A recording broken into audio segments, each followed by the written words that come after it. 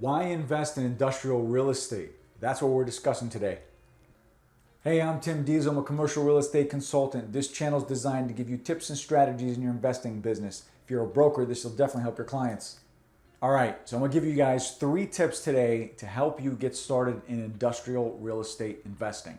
We don't really cover it a lot on this channel, but lately I've been getting a lot of questions on it. I just released my latest book, and it does cover it a little bit, but I do want to give you guys a little bit extra on this one. I'll put a link below if you're interested in grabbing it. But let me give you some tips and advantages that might help you if you considering industrial real estate at all. All right, so the first one is long-term tenants and cash flow, stable cash flow, all right? So your very first tip is you're gonna have a really long-term tenant. So an industrial building, if it's a warehouse, if it's a distribution center, even if it's a storage center, believe it or not, they tend, and when I say they, I mean the tenants, they tend to stay a long time. And not like your multifamily renters where they stay for a year. I'm talking about 2, 3 years. Some of these leases are 7, 10, 15 years. They really go out there. That's the great part, right? You're cash flowing for a very long time. And you have a tenant in there, very little to think about. That's so advantageous and so underlooked. And I have a feeling that a lot of people miss this opportunity because they don't really evaluate the management aspect of it. They always go into an investment and they're thinking, hey, I can manage this, I can do this, I can do that. That's not how you run a business.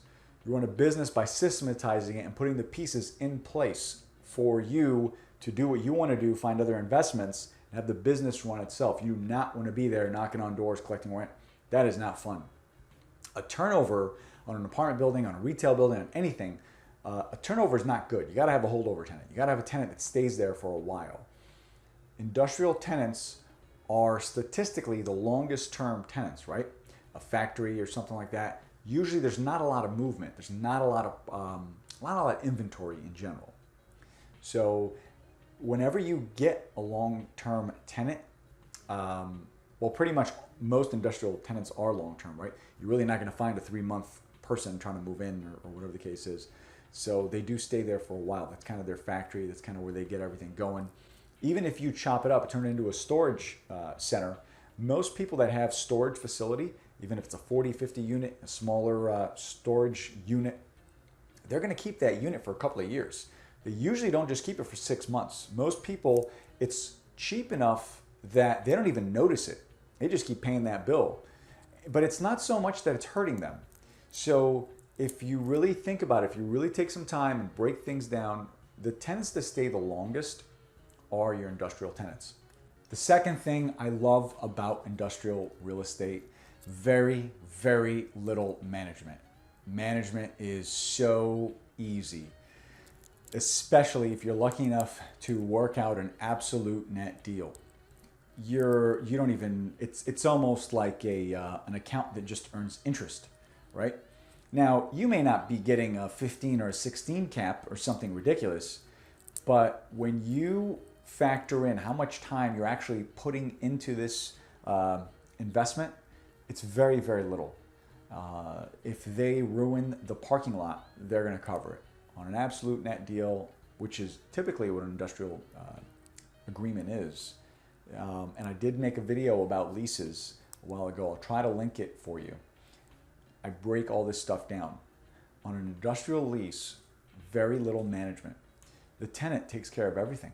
Even if it's flex space, a lot of times they'll have an office in the front, maybe a warehouse in the back.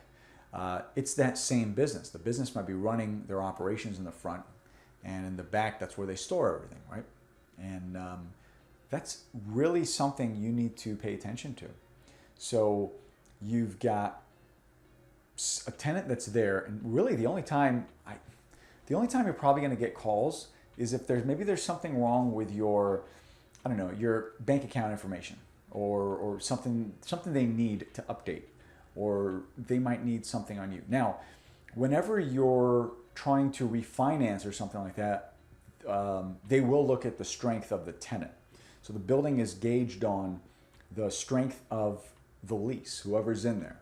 So if you have a 1 year left on your lease, doesn't matter how strong that tenant is, if they're not sticking around, the bank's going to be a little concerned about that. So that's kind of something you should keep your eyes out for. You want to kind of make sure you have a long-term stable property, and the person in there or the business in there is going to be a business that's going to be there for a while, right? That's kind of your goal.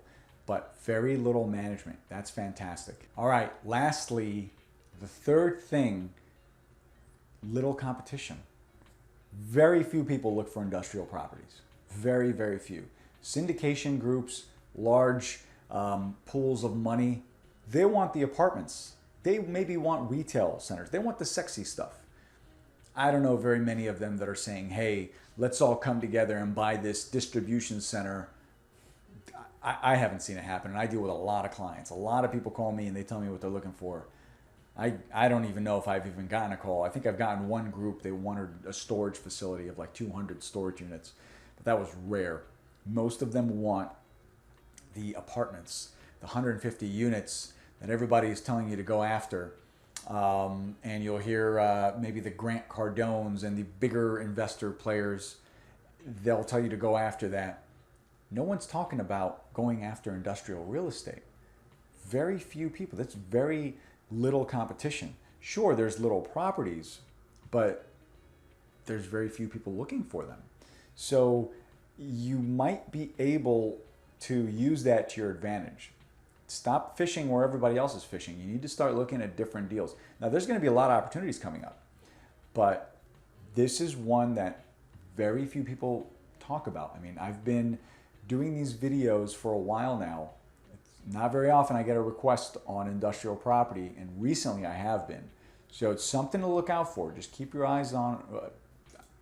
I don't know if it's going to happen today or tomorrow, but we're going to get more opportunity for industrial real estate, and it will happen, and it's definitely long-term. It's definitely stable cash flow.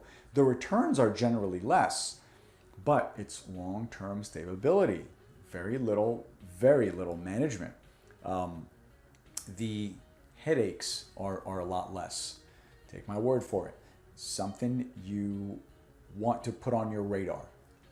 All right, so I have to give you some bad news too. And I don't want to just blue sky you the whole time. So because of the long-term tenants, your property does not increase in value quickly, right? You have growth that is kind of stunted. So if you have, for easy math, if you have someone in there that's paying $1,000 a month, and they're paying $1,000 a month for 10 years, maybe with a 3% bump, and the rest of the market is kind of going up to $1,300-$1,400, you've lost that growth. So that's kind of the disadvantage there, right? With the long-term tenants, you just can't increase their rent during their lease. You have to kind of pay attention to that.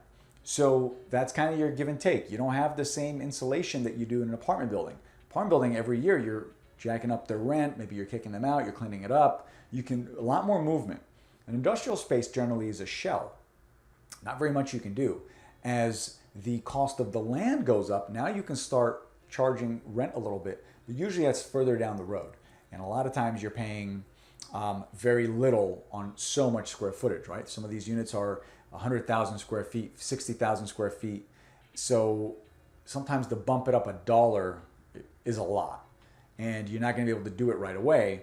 So that person that's in there with a long-term lease, if they renew, if they have an option, you're probably not going to catch up until that lease is over generally, or they move out or something like that. That's kind of, that's the other side of that coin to pay attention to.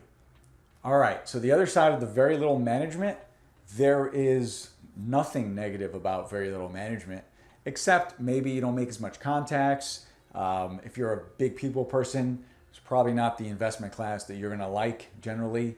Now, if you are doing a lot of storage centers and you wanna run that as a business, that's gonna be a little bit different, right? You gotta get an employee, you gotta get someone to run it.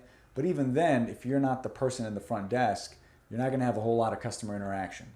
So there actually isn't a whole lot of negative to not having a whole lot of tenant interaction there. So that's not something that could really upset a lot of people. And finally, yes, I think in the future there will be more competition. There will definitely be more competition in a lot of these classes. Now, what you're going to see coming up is there's going to be definitely a little dip, right? There's going to be a lot of tenants not paying rent. It's going to start off probably with retail, obviously. People are going to lose their jobs, and then the tenants that are in there who have laid off all those people, well, they're not making as much money, so they're going to be delayed, and it's going to be cascading, right? So the owner of that property is going to miss whatever payments they're going to miss. Apartments are going to have the same problem. You have all these tenants, and if they lost their job, well, vice versa, now they can't pay their landlord, and their landlord's going to have a tough time because most investors don't pay cash for these properties. And I've talked about it before. It's very seldom you'll see an investor look at a property and say, okay, I want to drop $3 million. It does happen, just doesn't happen a lot. So that's where those opportunities will come from.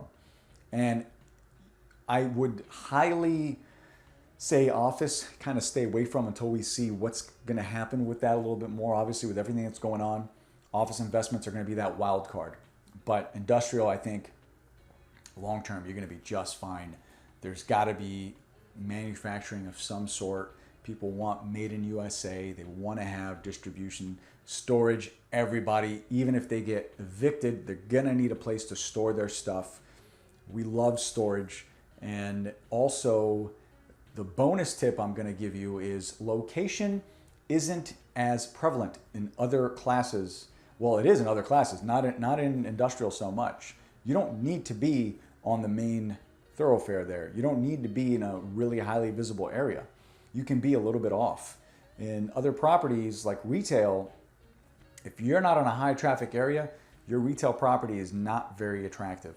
Apartments, nobody wants to be stuck in the corner somewhere, very hard to get to off the freeway. But an industrial building, it's kind of expected. You don't expect to see it in the heart of the city, in downtown or something. It's kind of not there. So use that to your advantage, and that can be something that really will help you out.